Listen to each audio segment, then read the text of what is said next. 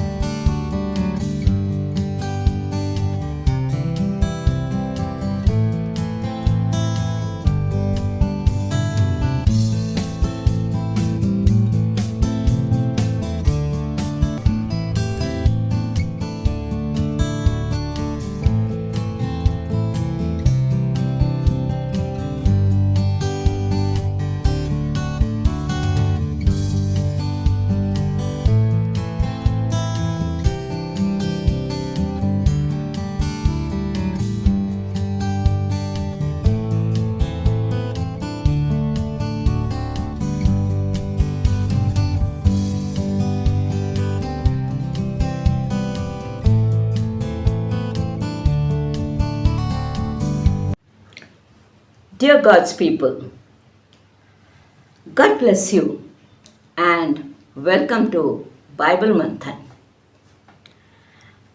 Happy Father's Day.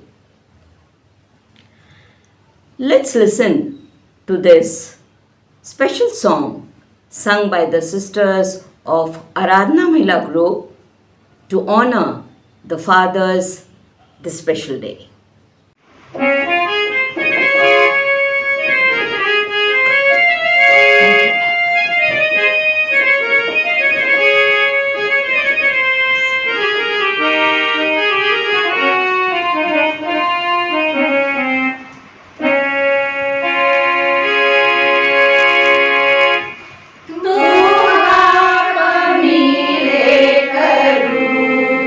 प्रभु देवा तुला कसा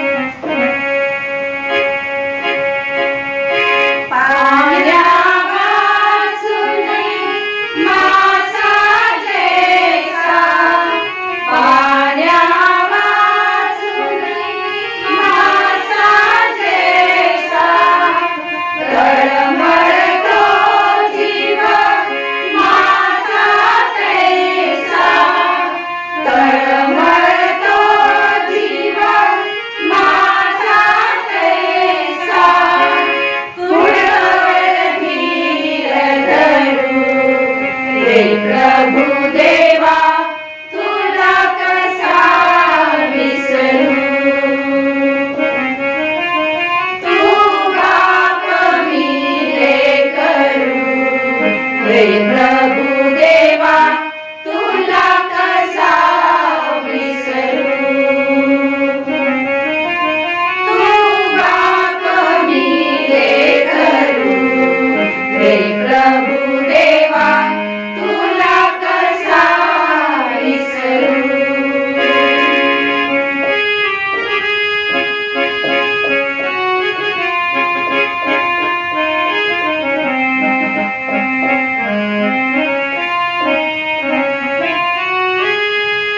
जगदाचे तू तारण देवा जगदाचे तू तारण देवा थकलेल्यांचा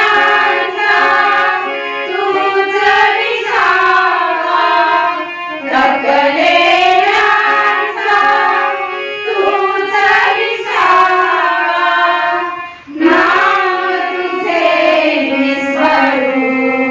रे प्रभु देवा तुला कसा विसरू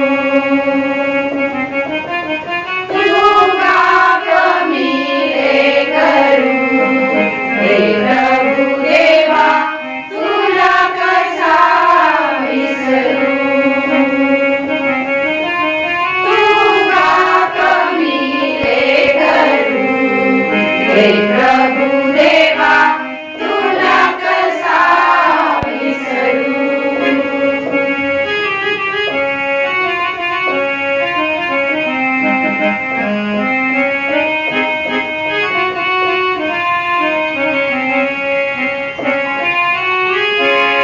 जगात मजला नाही तारा जगात मजला नाही तारा नयनी लागे अश्रुधारा नयनी लागे अश्रुधारा जरा जरा लागे झरू रे प्रभु देवा तुला कसा विसरू तुला कमी रे करू रे प्रभु देवा तुला कसा विसरू तुला कमी रे करू रे प्रभु देवा तुला कसा विसरू तुला कसा विसरू तुला कसा विसरू तुला कसा विसरू तुला कसा विसरू तुला कसा विसरू हे प्रभु देवा तुला कसा विसरू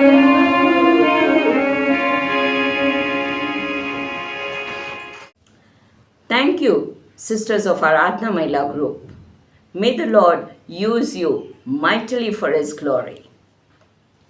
And now, Sister Manisha Arun Borude will share the Word of God on this special occasion, on this blessed occasion. Praise the Lord. सबको जय मसीह की। प्रभु यीशु के मधुर नाम में बाइबल मंथन में मैं आपका सबका स्वागत करती हूँ। और इस फादर्स डे के अवसर पे जगत के सारे पिताओं को शुभकामना देते हुए आइए हम आंखें बंद करके प्रार्थना करते। पिता परमेश्वर, हम तेरे नाम को धन्यवाद देते, ऊंचा उठाते इस समय के लिए। यह अवसर हमको तूने दिया ताकि हम तेरी आराधना कर सके, तेरे वचन से पिता परमेश्वर हम बात कर सके।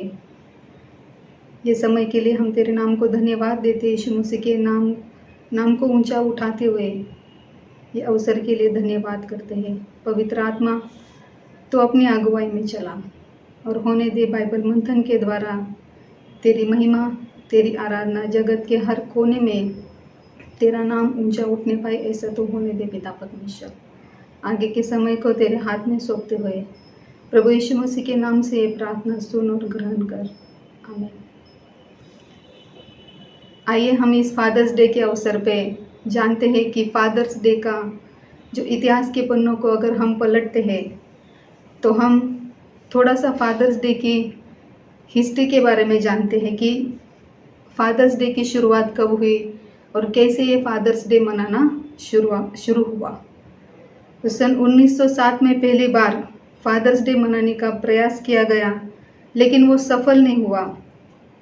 सन 1910 में सोनेरा मार डोड नाम की एक लड़की, जो अपने पिता के सम्मान में उसने फादर्स डे मनाने का प्रस्ताव रखा।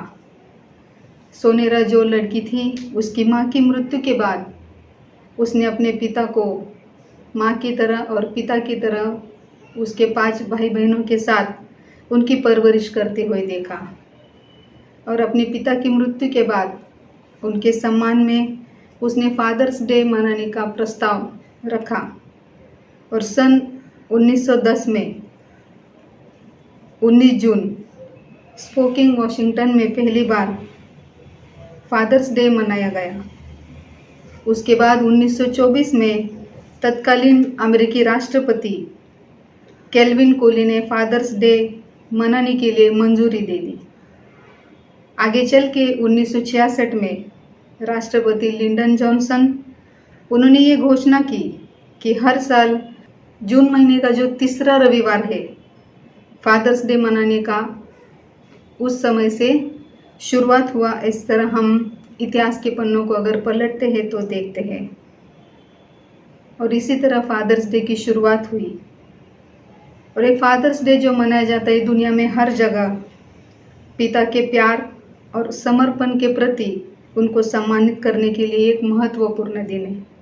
वैसे तो पिता के लिए कोई दिन नहीं है मेरे प्रियो, हर दिन जो हम जीते हमारे पिता की देन है। हम देखते हैं कि हम हर इंसान के जीवन में उसके पिता का महत्व बहुत ही ज़्यादा है, क्योंकि पिता के द्वारा ही हम ये दुनिया को देख पाए हैं। और हर इंसान जो अपने पिता की छवि दिखाई देता है, कहते हैं ना कि कोई भी इंसान बिल्कुल अपने पिता पर गया हुआ, ऐसा हम सुनते हैं। ये तो हमारे हुआ शारीरिक पिता के बारे में, जो हमको संस्कार देते, जीवन में शिक्षा देते और सही राह पे चलने की अगुवाई करने में हमें मदद करते। ये हम जानते कि हमारे शारीरिक पिता। लेकिन आज मैं आपको बताने जा रही हूँ जो हमारा स्वर्गीय पिता यहोवा परमेश्वर है, उसके बारे में, जो एक महान पिता है जिसका नाम यहोवा परमेश्वर है और जो स्वर्ग में रहता है।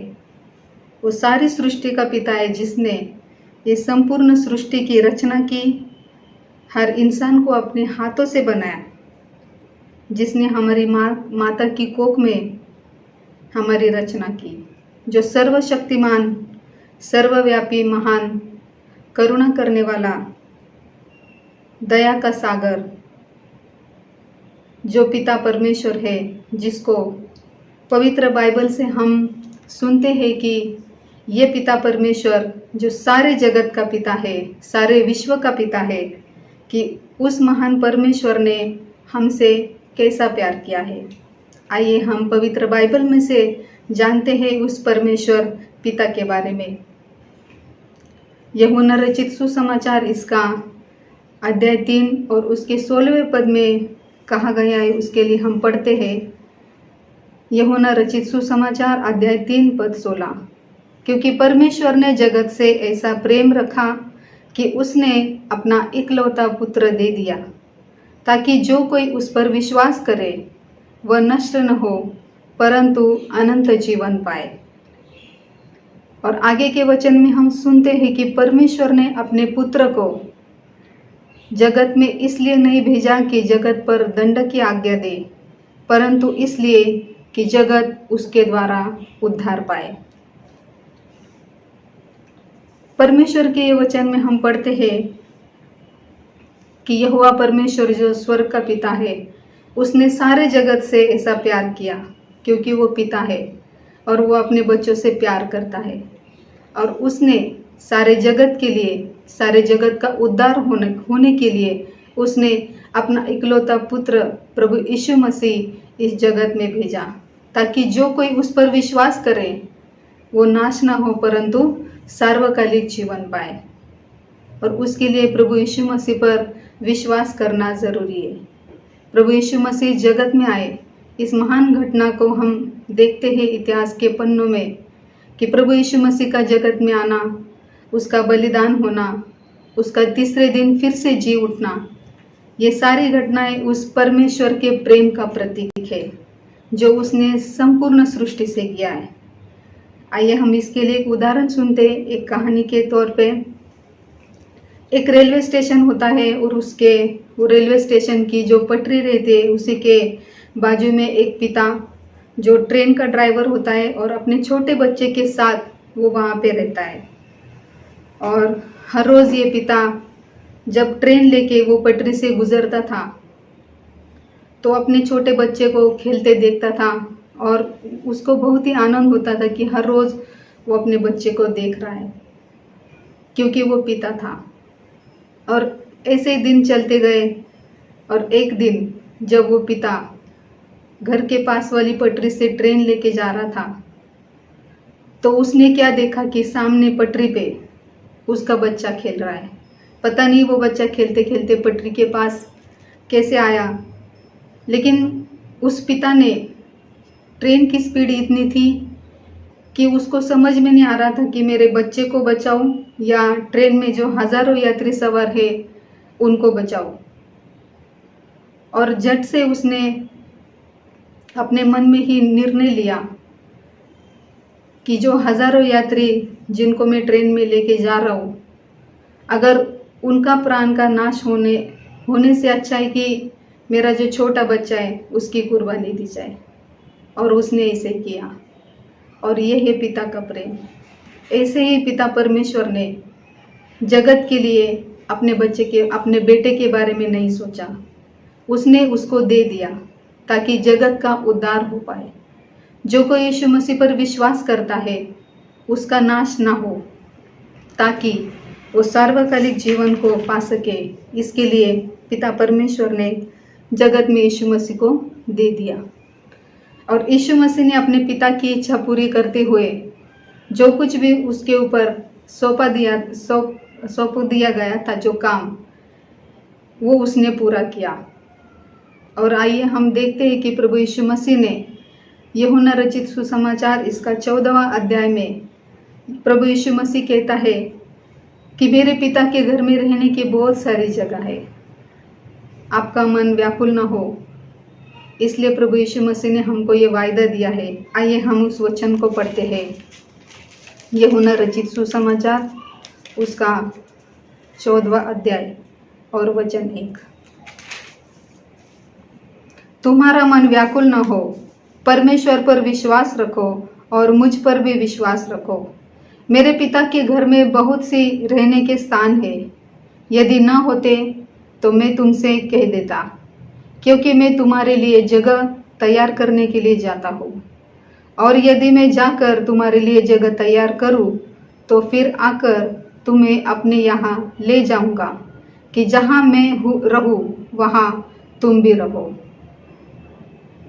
प्रभु यीशु मसीह ने हमको ये वायदा दिया है, जो कोई भी उस पर विश्वास करता है इस जगत में, उन सारे विश्वासियों के लिए प्रभु यीशु मसीह ने वायदा दिया है कि वो जाकर हमारे लिए जगह तैयार कर रहा है।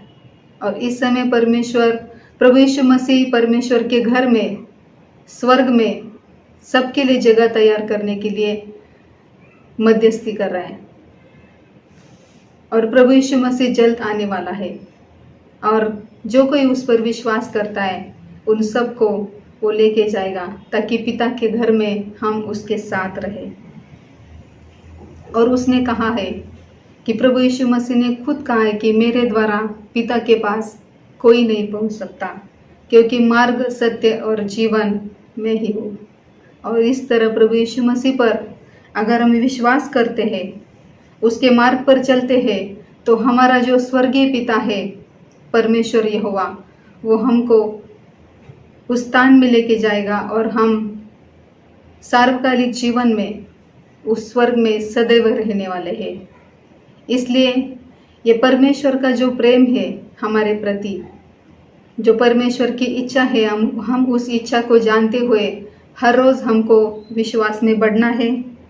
जो हमारा सर्वश्रेष्ठ पिता है यहोवा परमेश्वर, उसकी इच्छा के अनुसार उसकी आज्ञाओं को मानते हुए हमको उसको प्रसन्न करना है।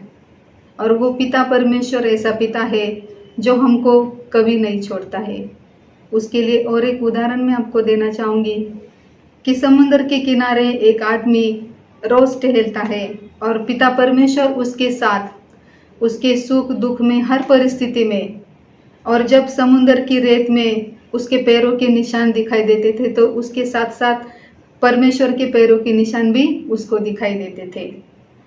और उस ऐसे हर रोज़ वो इंसान समुद्र के किनारे चलता था परमेश्वर से बात करते हुए, परमेश्वर भी उसके साथ चलता था। और एक दिन ऐसी परिस्थिति आई, ऐसे हालात उसके जीवन में हो गए, उस दुख की परिस्थिति में वो समुद्र के किनारे मन में ही सोचते हुए चलता था और उसको एक ही पैरों के निशान दिखाई दिए। उसको लगा कि पिता परमेश्वर ने मुझे छोड़ दिया। जब वो देखता था कि परमेश्वर मेरे साथ था, मेरे अच्छे दिन, जब मेरी अच्छी हालत थी, अच्छी परिस्थिति में परमेश्वर मेरे साथ था, लेकिन जब मेरी हालात अच्छे नहीं है तब मुझे एक ही पैरों के निशान दिखाई दे रहे। तो उसने सोचा कि परमेश्वर ऐसा क्यों, क्या तूने मुझे छोड़ दिया परमेश्वर? परमेश्वर बोला नहीं, जो निशान तुझे दिखाई दे रहे वो तेरे पैर के निशान नहीं, वो मेरे पैर के निशान है। और मैं तुझे इस समय अपने हाथों में उठाए लिए, अपने कंधों पे लिए हुए मैं इस समय चल रहा हूँ। ऐसा ही हमारा पिता परमेश्वर है जिसका प्रेम अति महान है। और यदि आपको ये परमेश्वर के प्रेम के बारे में पता नहीं तो आज आप जान लीजिए कि पिता परमेश्वर का प्रेम कैसा महान है। ये फादर्स डे के अवसर पे प्रभु यीशु मसीह के नाम में हर फादर्स को सम्मानित करते हुए ये वचन को प्रभु यीशु मसीह के नाम से कहती हूँ, आमीन। Thank you, Sister Manisha, for your enlightening message. May the Lord bless you always, in all ways. Dear God's people, what gift are we going to give our Heavenly Father this special day? Are we taking our Heavenly Father for granted? Do we have a prodigal state of mind? Do we just want possession and no relationship? Like both the brothers in the parable of the prodigal son, they did not say, "Dad, we need you." Are we doing the same? If yes, let us change this prodigal state of mind of ours and let us get into the right state of mind. Remember, in spite of all these shortcomings, we see an old father longing to see his son, and when he sees him, he runs to greet him. Similarly, our Heavenly Father is desperate to get in touch with us. Once we confess and forsake our mistakes, the restoration procedure begins. And finally, we get the shoes and the signet ring. And there is rejoicing in heaven. Yes, my dear brothers and sisters, let's be ready for the return of Jesus. Thank you. Thank you for joining Bible Manthan. Join us again. Shalom.